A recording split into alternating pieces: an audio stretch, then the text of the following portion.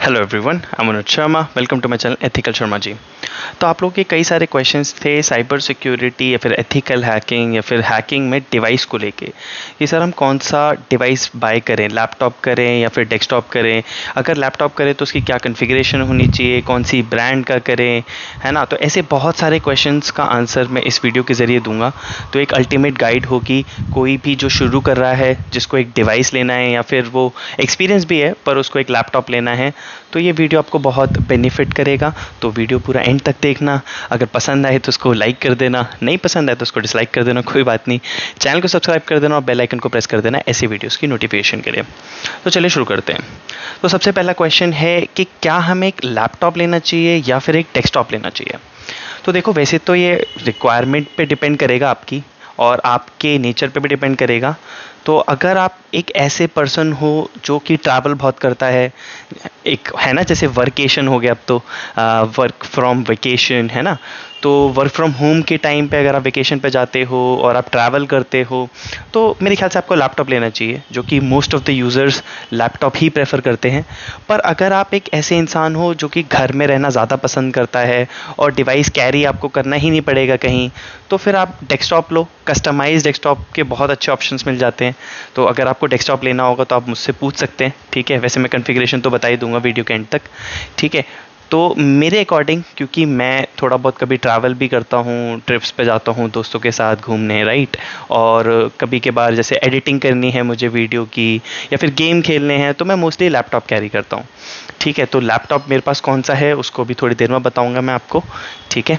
और OSCP में भी मैंने कौन सा लैपटॉप यूज़ करा था या फिर जनरली कौन सा यूज़ करता हूँ मैं आपको सब बताऊंगा। तो डेस्कटॉप वर्सेस लैपटॉप में मैं कहूँगा कि आप लैपटॉप बाय करो, ठीक है। अब बात करते हैं कि ब्रांड्स कौन सी है। देखो, बहुत सारी ब्रांड्स हैं लैपटॉप की, राइट। अब अगर आप विंडोज़ में जाओगे या फिर मैक है, तो मैक का तो अपना अलग ही हो गया, एप्पल का, राइट। और विंडोज़ में आपको बहुत सारे ऑप्शंस मिल जाते हैं। तो सबसे पहले अगर आप एक बिगिनर हो और आप अगर लैपटॉप ले रहे हो तो मैं आपको रिकमेंड करूँगा कि आप मैक मत लो, ठीक है। स्पेशली जो M1 प्रोसेसर है बहुत अच्छा है, मैं ये नहीं कह रहा, एज अ डिवाइस बहुत अच्छा है, बट वो कंपैटिबिलिटी इश्यूज आते हैं। कई सारे सॉफ्टवेयर्स M1 की कंपैटिबल नहीं है, ऑल्दो विद टाइम कंपैटिबिलिटी बढ़ती जा रही है, लेकिन प्रॉब्लम होती है, राइट। और अगर आपने पूरी लाइफ आपने विंडोज़ डिवाइसेस ही देखे हैं, आपने, है ना, यूज़ करे हैं, ज़्यादातर स्कूल्स में भी मैक्स नहीं होते यहाँ पे इंडिया में स्पेशली, तो आप विंडोज़ से ज़्यादा फेमिलियर रहते हो, तो मैं कहूँगा कि आप विंडोज़ लो। इवन इफ़ आप मतलब 3 साल या 4 साल का अगर आपको एक्सपीरियंस है तो भी आप विंडोज़ ही प्रेफर करो, क्योंकि सॉफ्टवेयर कंपैटिबिलिटी अच्छी है विंडोज़ में और कई सारे जुगाड़ हो जाते हैं, राइट। कई सॉफ्टवेयर्स ऐसे मिल जाएंगे आपको जो कि आपके लिए बहुत अच्छे रहेंगे, ठीक है। गेम्स वगैरह हैं और बहुत सारी चीज़ें, बस समझ जाओ भावनाओं को, ठीक है। तो विंडोज़ मेरे हिसाब से ज़्यादा बेटर है। अब विंडोज़ लैपटॉप में आपको कौन सी ब्रांड लेनी है, तो देखो, ब्रांड प्रेफरेंस सबकी वैसे अलग अलग होती है, बट जब भी हमें कोई ब्रांड को एसेस करना होता है लैपटॉप लेते वक्त, तो आपको कई चीज़ों का ध्यान देना पड़ता है। पहली चीज़ होती है कि आपकी आफ्टर सर्विस कैसी है। मतलब लैपटॉप आप खरीद तो लेके आए, पर अगर लैपटॉप में कोई प्रॉब्लम आ गई तो फिर कौन सी ब्रांड अच्छी है, ठीक है। ये कोई पेड वीडियो नहीं है, ठीक है, लेकिन मैं अपनी हिसाब से बता रहा हूँ आपको कि मैं क्या क्या पैरामीटर्स देखता हूँ। तो एक तो आफ्टर सेल सर्विस होगी। तो अगर मान लो आपके लैपटॉप में कुछ प्रॉब्लम हो गई तो क्या वो पूरा का पूरा जो है, जैसे मदरबोर्ड है, वो चेंज कर देते हैं क्या, ठीक है। और कितनी जल्दी वो आपकी प्रॉब्लम को रिजॉल्व करते हैं, है ना। तो वो हो गया आपका कस्टमर सपोर्ट कैसा है पूरा, मतलब वही सब आ जाएगा। दूसरी चीज़ होती है कि जो आप प्राइस दे रहे हो, जो आप प्राइस पे कर रहे हो, उसके हिसाब से आपको कॉन्फ़िगरेशन अच्छी मिलती है या नहीं मिलती, वो बहुत ज़्यादा इंपॉर्टेंट है। तो वो भी एक ब्रांड टू ब्रांड डिपेंड करेगा, ठीक है। तो जो प्राइस सेगमेंट्स हैं आपकी, तो वो भी ब्रांड पे डिपेंड करेगी।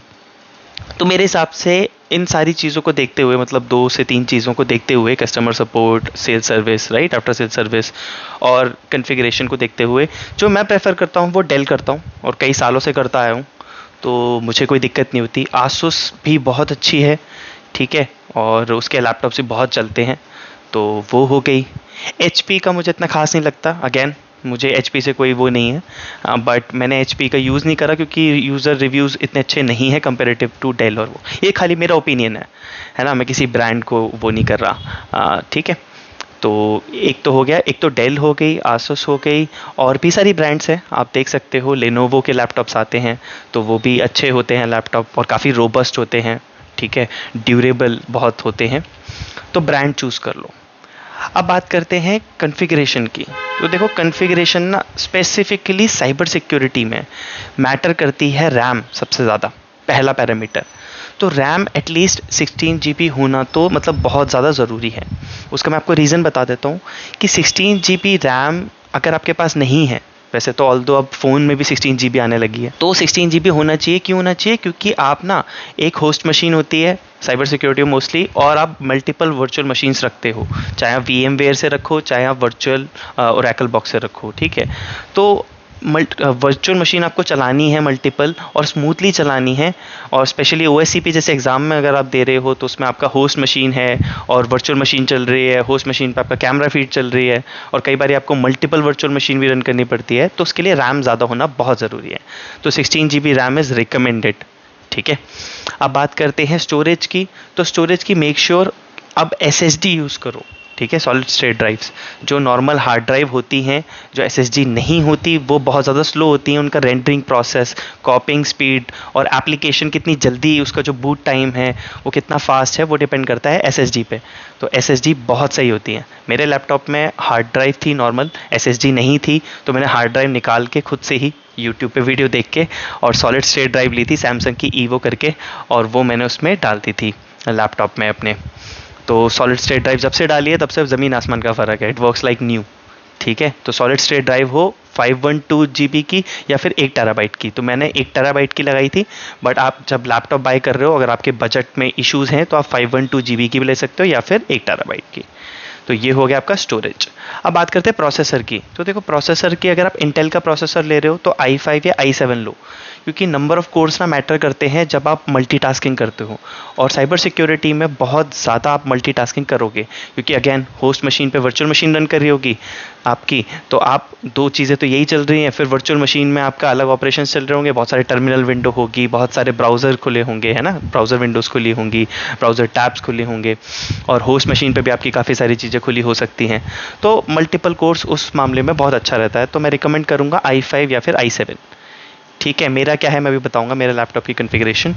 और फिर आती है आपकी बात ग्राफिक कार्ड की, ठीक है। ग्राफिक कार्ड देखो, अगर आप ले सकते हो, बजट में आता है, तो बिल्कुल ज़रूर लो, और मैं रिकमेंड करूँगा कि 2 GB का तो एटलीस्ट हो, चाहे वो एनवीडिया का कोई ग्राफिक कार्ड हो, एक्सटर्नल ग्राफिक कार्ड। इंटीग्रेटेड की मैं बात नहीं कर रहा, इंटीग्रेटेड तो होना ही चाहिए, वैसे इंटेल का मोस्टली आता है लैपटॉप्स में, ठीक है, बट एक्सटर्नल की बात कर रहा हूँ मैं। एक्सटर्नल ग्राफिक कार्ड आपका या तो एनवीडिया का होगा या फिर आपका होगा AMD का, ठीक है। तो एनवीडिया का कोई अच्छा ग्राफिक कार्ड हो, 2 GB का हो और बजट में आ रहा हो तो बहुत बढ़िया, नहीं तो AMD का आ रहा हो तो वो भी चलेगा, ठीक है।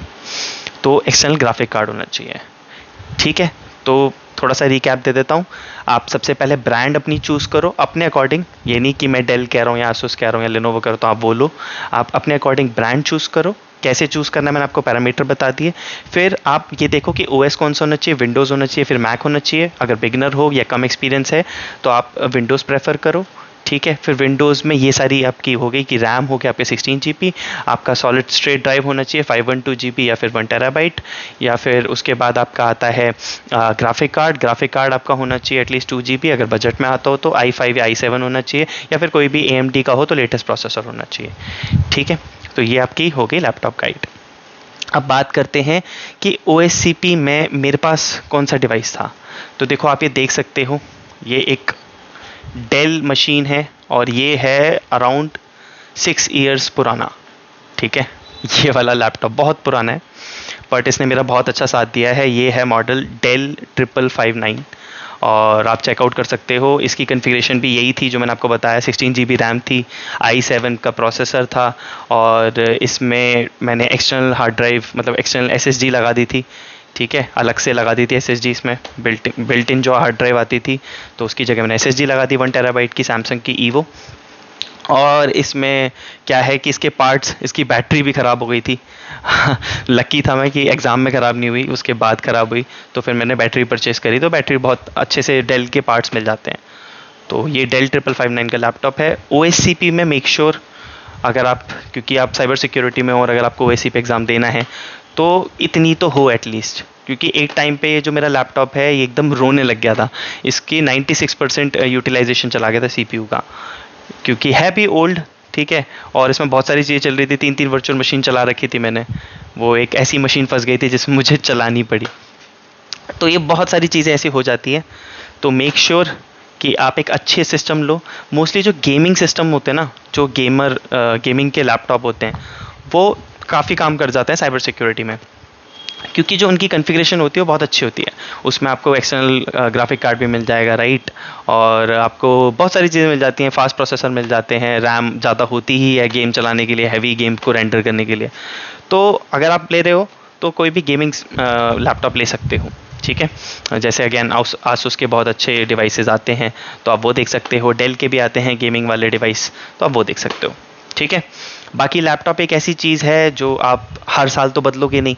जैसे मेरा भी देखो 6-7 साल से लैपटॉप चल रहा है, तो ये एक इन्वेस्टमेंट है। इनिशियली आपको थोड़ा सा ज़्यादा लग सकता है कि आप अराउंड 70 to 80,000 अगर आप लैपटॉप को दे रहे हो, तो ये क्या है, ज़्यादा तो नहीं है, बट ये इन्वेस्टमेंट है। आई बिलीव जब जैसे इस फील्ड में हम काम कर रहे हैं, तो लैपटॉप ही है जिसकी वजह से हम पैसे कमा पाते हैं, ठीक है। तो लैपटॉप से ही सब सीखते हैं हम मोस्टली सारी चीज़ें। लैब जब हम सॉल्व करते हैं वो भी इस लैपटॉप पे ही करते हैं, सारा काम हम लैपटॉप पे ही करते हैं मोस्टली, ठीक है। तो कंप्यूटर की फील्ड में ये तो बहुत ज़रूरी है। तो अगर अपने पेरेंट्स को रिकमेंड करना हो, पेरेंट्स को समझाना हो कि भाई लैपटॉप क्यों ज़रूरी है, क्यों एक एक्सपेंसिव लैपटॉप मुझे चाहिए, तो आप बता सकते हो उनको कि ये इसी से ही आप आने वाले टाइम में पैसा कमाने वाले हो। तो ये आपकी ज़िंदगी के लिए बहुत इंपॉर्टेंट है, एक इन्वेस्टमेंट है, ये वेस्ट ऑफ मनी नहीं है, ठीक है। तो आई होप कि आपको सारी चीज़ें समझ में आ गई होंगी और बहुत अच्छे से मैंने इसको समझाने की कोशिश करी है। तो अब आपके दिमाग में कोई क्वेश्चन ना हो, अगर फिर भी है तो कमेंट कर देना। मुझे इंस्टाग्राम पे भी पूछ सकते हो आप, ठीक है, और कहीं भी ईमेल भी कर सकते हो। बहुत सारे अब तो ज़रिए हैं मुझसे बात करने के लिए। तो नेक्स्ट वीडियो में किसी और क्वेश्चन का हम आंसर करेंगे। तब तक stay tune, keep learning, bye bye.